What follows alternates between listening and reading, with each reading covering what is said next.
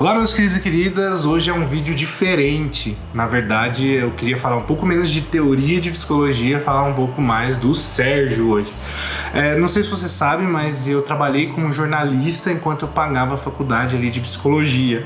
Nesse tempo ali, com meus amigos jornalistas, eu aprendi muito com eles, e aí nós estamos nessa situação, né? Sai, não sai, fica, não fica, o presidente falou para sair, muita gente falando para ficar, e muito dessa decisão é tomada com base do que a gente se informa.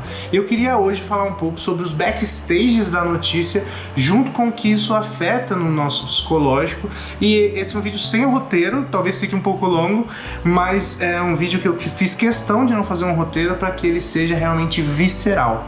Tá joia? Roda a vinheta.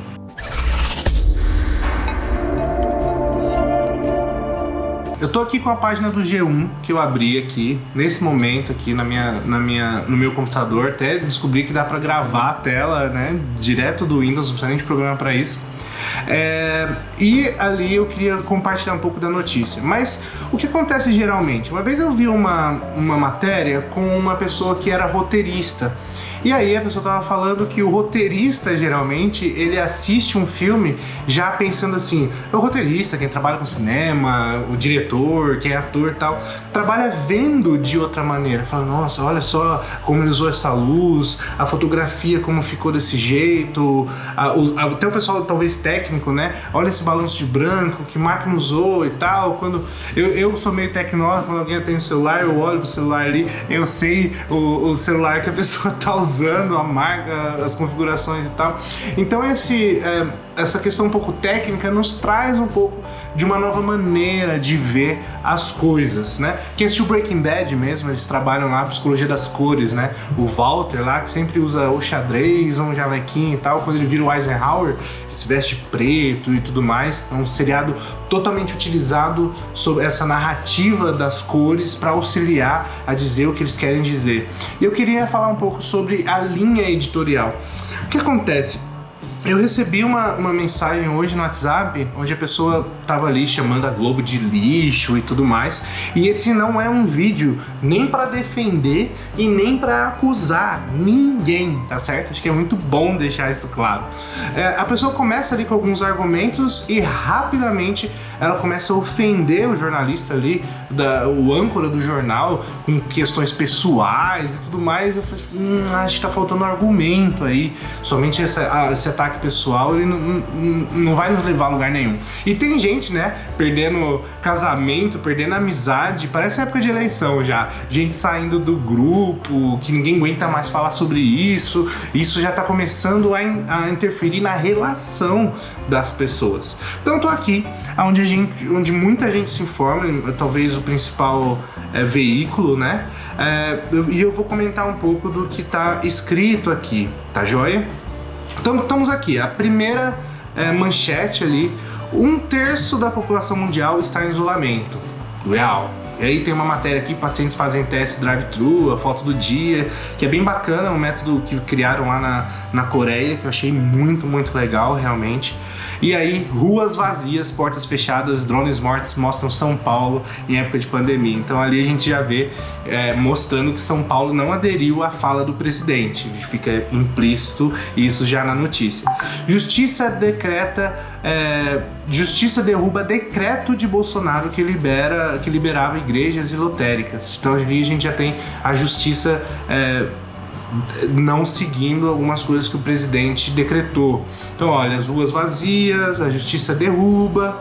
Percebe que vai se criando uma narrativa nas entrelinhas, né? No sentido, as pessoas não estão fazendo o que o presidente disse, né? E aí, uma confirmação, né? Brasil, tantas mortes, uma forma de dizer, ei, isso é muito sério, veja o mapa aqui do coronavírus e tudo mais.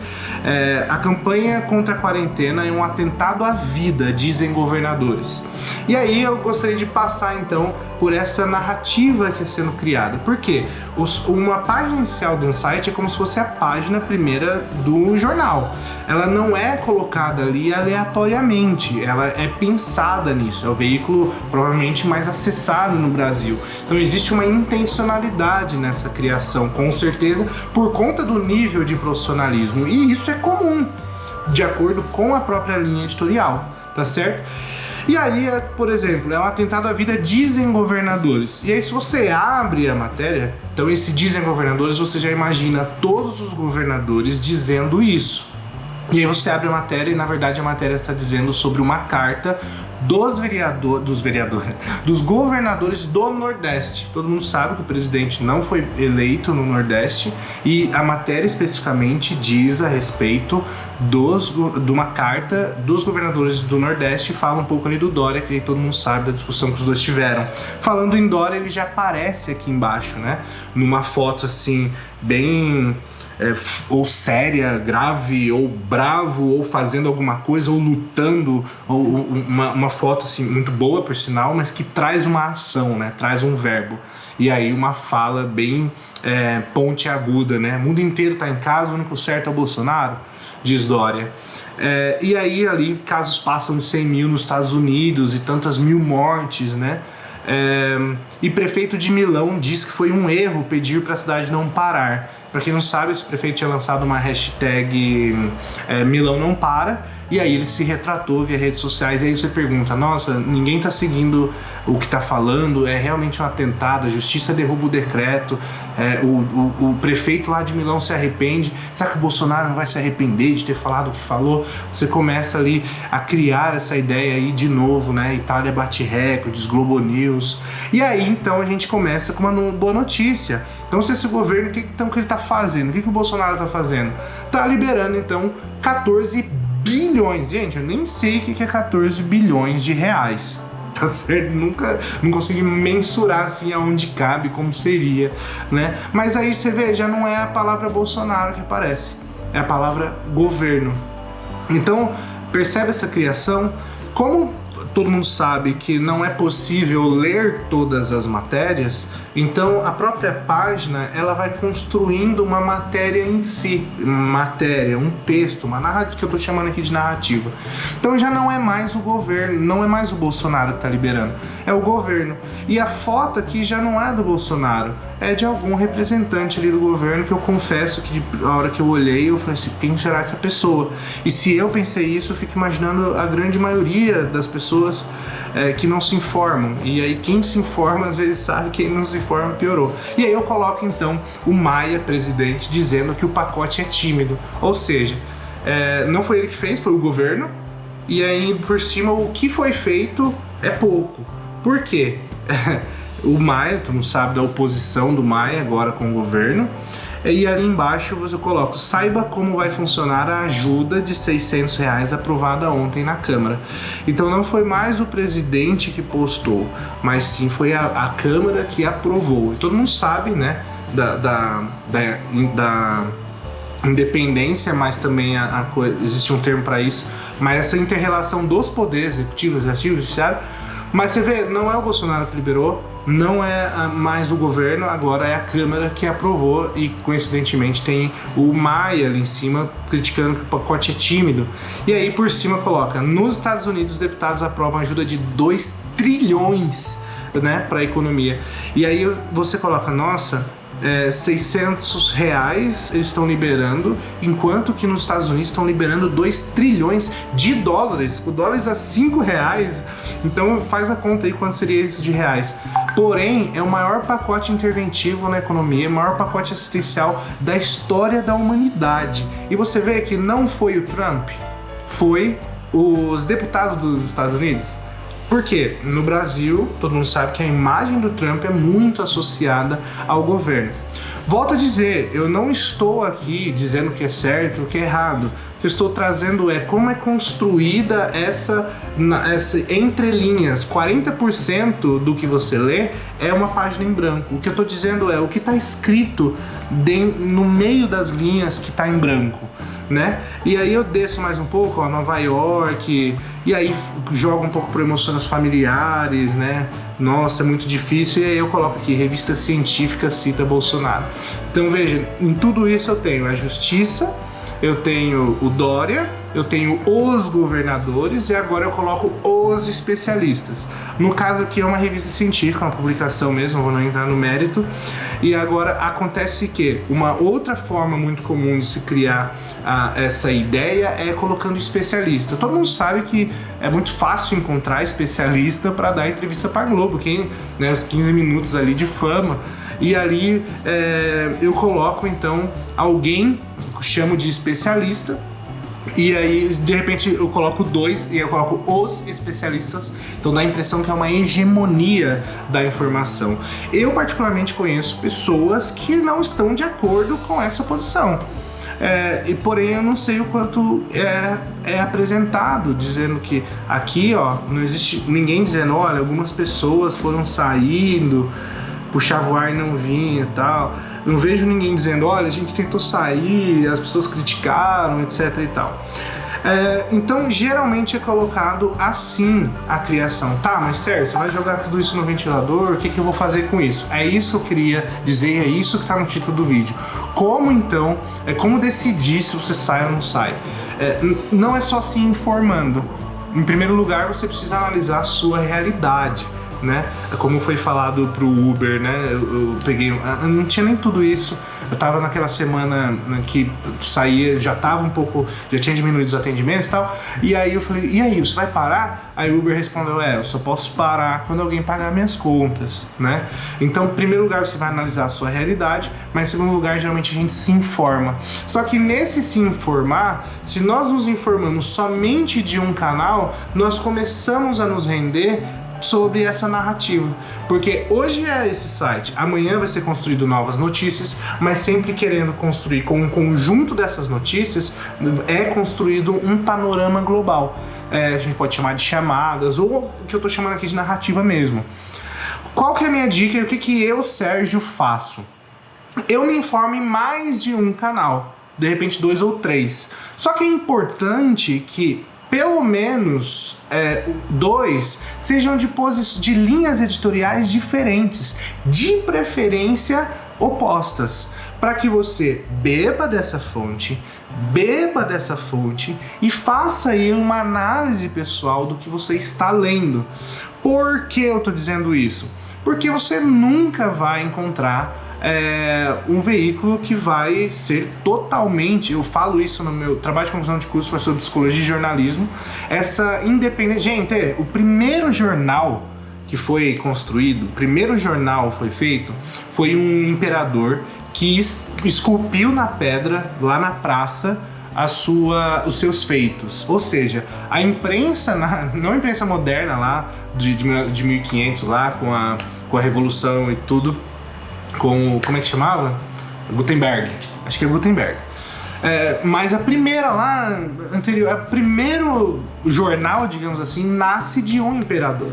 Então, assim, a linha editorial, ela precisa também seguir a direção daquele veículo, que possui seus interesses, tanto financeiros, sejam ideológicos. Ninguém tá lá com mau caráter de chegar lá, eu vou dar essa notícia porque eu quero que isso seja... Não é. É um segmento dentro de uma análise. Por exemplo, se você é um operário aqui em Marília, né? Se você é operário de uma fábrica de doce, aqui tem fábricas de doce, você não quer que as crianças sofram de obesidade infantil. 58% da população brasileira está acima do peso. E você não vai trabalhar para sua casa pensando assim, eu vou engordar as crianças e aí eu faço parte então das pessoas que vão matar o país de obesidade. Não, você está seguindo uma linha de produção, uma parte da sociedade, uma contribuição da sociedade que o seu trabalho faz parte. Você está entendendo? Nós temos aqui perto uma grande fábrica de pulverizadores. Nós sabemos que alguns pulverizadores, até esse governo liberou alguns insumos que não são tão muito testados, etc. Não vou entrar no mérito, mas com certeza a intenção da pessoa que sai lá do trabalho para fazer pulverizador não é estragar o meio ambiente. Está entendendo? Então não é quando nós escolhemos o nosso veículo, nós não podemos nos render a um viés ideológico. E é isso que geralmente acontece. Em segundo lugar, siga os seus candidatos. Você tem ali no seu Instagram, no seu Facebook, a pessoa que você votou? Ou de repente você faz parte daquele público que nem lembra em quem votou? Entendeu? O que seu deputado votou? O que ele aprovou? O que ele fez? Quanto ele economizou? Qual a postura dele diante de tudo isso? Tá entendendo? Por quê? Você precisa... E por isso que nós temos com a eleição, ele representa você. Então, o que ele fez? Então, além de se atualizar ali dentro do que você gosta, dentro do que você quer, também é importante que a pessoa que está te representando lá, você cheque se ela está de fato te representando. Porque escolher um candidato não é porque ele vai trazer ali uma ementa. O que é uma ementa ali de 200 mil reais para uma cidade de 200 mil habitantes, igual que eu moro? Não é por isso. Isso some. Se der R$1 para cada um, acabou. Agora acontece que todos os projetos, as coisas estão de acordo. Então essas são as minhas 2 dicas. Se informe, beba de fontes diferentes e se informe o que tem sido feito os seus candidatos. Sérgio, isso é muito clichê. Sim, é muito clichê, também concordo, também penso nisso. Porém, essas são 2 maneiras que podem te ajudar grandemente nesse processo de decisão se você vai ou não sair de casa. Pensar na sua realidade, pensar em como você se informa. Dentro de como você se informa beba de mais veículos de informação e consulte o que praticamente a pessoa que está trabalhando para você lá, a pessoa que você colocou lá, está fazendo. Por quê? Escolher outro candidato é inevitável. Você nunca vai encontrar alguém que pensa totalmente igual a você. E aí eu quero terminar me abastecendo da psicologia, né? O próprio Freud diz, não sou especialista em Freud, mas o próprio Freud diz que quando 2 pessoas concordam em tudo, uma delas não está pensando. Então, necessariamente, seja quem for, qual for o candidato eleito, né? Se foi o presidente, se não foi, necessariamente você não vai concordar em tudo sobre ele. Você sempre vai ter algumas coisas que você vai concordar ou não. Se você concorda em tudo, é melhor você pensar mais sobre isso, porque uma das 2 pessoas não estão pensando. Pensa um pouco sobre isso, abra um pouco a nossa mente e eu penso que observar por essas arestas vai facilitar o nosso processo de empatia, de entender por que uma pessoa pensa assim, por que uma pessoa se posiciona assim. Isso vai facilitar para que nós melhoremos as nossas relações e que principalmente, né, não precisemos sair de grupo de WhatsApp, não precisamos terminar amizades ou terminar relacionamentos, coisa assim por diante. Tá certo? Eu sou Sérgio Silva, eu sei sim, esse vídeo ficou longo, mas você que ficou até aqui, eu vou deixar meu WhatsApp, além de pedir seus comentários e curtir, eu vou deixar meu WhatsApp pessoal para que a gente possa falar sobre isso, porque se você me ouviu aí 20 minutos, eu também quero te ouvir, tá joia? Grande abraço e até já!